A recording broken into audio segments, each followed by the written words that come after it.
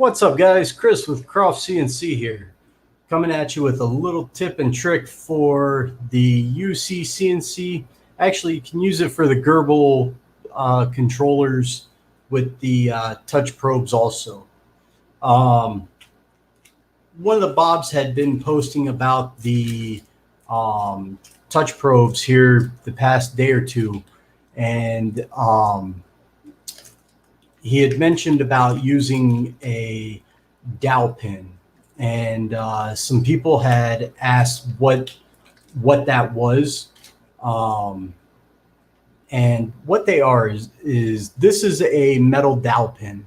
Okay, it is a precision ground 0.25 plus or minus 0.001 thousandths precision ground metal dowel rod. Okay, so it's about as close to a 25 thousandths metal rod as you can get. Okay, so basically it is equivalent to the 1/4 inch tool. Okay, so if you have a 1/4 inch tool, this is going to put the center of your spindle right over the corner of your material when using a touch probe. Pretty damn fine. Whenever I put together toolkits or touch probe kits or anything of that nature, like whenever I help out clients, and I put together different toolkits and stuff, I actually put these with them. I also use these in my tools. So whenever I build my dial indicator tools, I actually put these, I super glue them in, or I'll press fit them in, and do stuff like that. So here's a place where I get mine fairly inexpensive. ASM Industrial. I buy the 2 inch, the 1/4 inch. Actually, these are the 1.5 inch. And I buy the 1.5 inch ones for the X carve with the regular Z axis, because it gives me enough movement that I can actually still get this in the collet of the router and be able to use a dial indicator. But this is a precision ground dowel rod, metal dowel rod. So it's conductive, just like an end mill, but being precision ground the way that it is, it'll give you a much better zero than trying to find the widest point on an end mill that could be odd shaped. So you may get in the crevice of this and not get the right corner, not get the right widest edge, and you may be off a little bit on your zero. And then when you zero another tool, you may be off a little bit. With this, you will not be. So this is actually what I use whenever I zero my tools. And it's a quick, down and dirty, nice trick of the trade to use. And like I said, these ones came from asmcindustrial.net. They're 1/4 inch by 1.5 inch dowel pin, H&G alloy brights. And these came from Libertyville, Illinois. So if you need to order some, I think I ordered 25 of them. I think maybe I ordered 50 of them. But I ordered, these are the 1.5 inch. I have some 2 inch out there. I actually have some 3 inch out there also. if you guys are looking for 1, 2, 3, 4 of them, if you guys reach out to me, you pay the shipping and handling on them and shoot me a couple cents for it, cover the cost of the dowel pin and the 35-cent, 45-cent stamp or whatever. I'll throw some in a manila envelope to you and get some out to you so you don't have to order a quantity of them and then pay like the $8 shipping flat rate for something stupid. So just something to think about. I highly recommend you have a couple of these on hand. They're great. I have 1/4 inch, like I said, the 3 sizes, 1.5 inch, 2 inch, and 3 inch. And then I also have the 1/8 inch in 1 inch, 1.5 inch, and 2 inch. So that's what I have. That's your little tip and trick for today. Metal dowel rod pin. One of the Bobs was talking about it on the touch probe post on the CNC for Newbies official owners group. And I just wanted to show you what he was talking about. We got some questions on what they were and what it was. These are precision dowels. Some people have called them rolls. I've always known as rolls as the split dowels with the split down the middle as the roll dowels. Mark had mentioned that. Let me put that up. But everybody has their slang terms for them. Just make sure that whatever you get, that it is precision. That's the key to these, is it is precision, and then you'll be good to go, guys. That's the key to everything. That'll get you right over the corner, and when you're put right over the corner,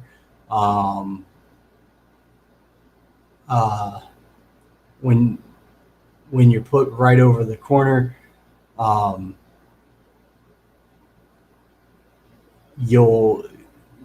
when you do that, when you're put right over the corner, you'll actually be able to do your Z-top and you'll be good to go. You'll have to excuse me, my brain doesn't work quite as well as it did before all the issues. Sometimes I get hung up a little bit. But we're getting it worked out. We'll be good to go here shortly, and we'll go from there. As you can see, office is really a little bit dark today, and I'm not wearing my sunglasses, so it's a good day. So with that being said, I'll let you guys go, but I wanted to show you this little tip and trick. This is what I use in my collet. It touches off of the probe. Do you have to split the diameter? Mark, you do not have to split the diameter on this. You can actually put all the information on this into the information into the probe screen, probe information on UCCNC. For UGS, Charlie Thomas has written the Triquarta CNC toolbox has a G-code writer that he can take into account all the information, and you put this in there and it will write it for you for the Gerbil controllers. So that's something else that's really cool. So it'll go over it and it'll probe, and you can go from there. As a matter of fact, I might have a copy of Triquarta on here. No. Maybe I do. Yeah, I do. Here we go. Stepper calibration toolbox.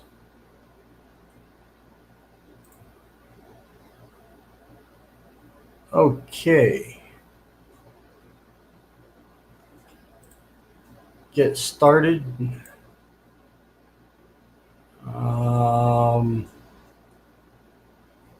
Fine-tune touch plate. We'll go left. Okay. So let me share my screen.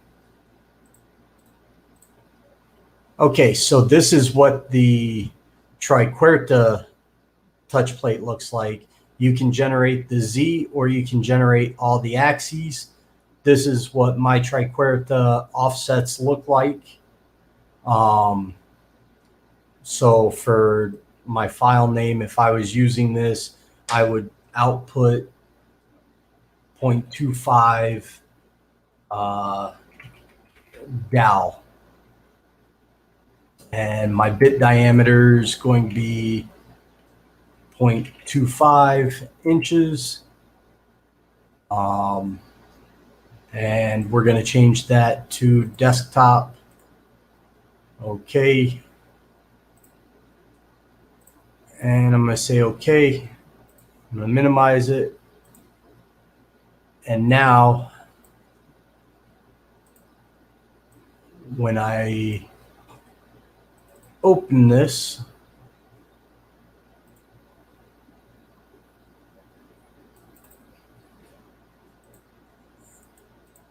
let's see here. Shrink that and share that. Okay, here's what the code looks like. It's going to search X-1 because it's actually going to find the upper right-hand corner of the Triquerta probe. So that probe's going to be laying on the lower left-hand corner of the material. The probe's going to be in the upper right-hand corner, coming back and touch, boom, double touch, okay? Then it's going to go in the right, touch, double touch, all right? And then it's going to go up, touch, touch, and then it'll zero. You take the probe off, you hit go to zero, and it'll move to zero for you. And that's the way that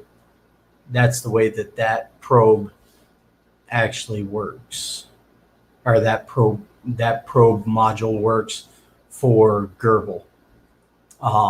And Charlie did all that work. He did a great job at that.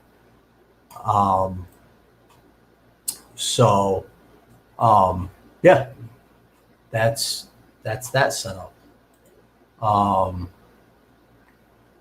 There's another guy, Bob was talking about, that I'm going to try using this with the touch plate and the dowel to try and see what his. I'm trying to think of how he put it. If it didn't need compensation, or there was something Bob wanted me to check out. So I'm going to go back and see the post, and then I'm actually going to try that tonight for Bob. But that's what these are. That's what it's all about. As you can see, I buy them by the bag full. Whenever I put a kit together for a customer, that's what I send out to them. And if you need one, cover the cost and I'll get it out to you.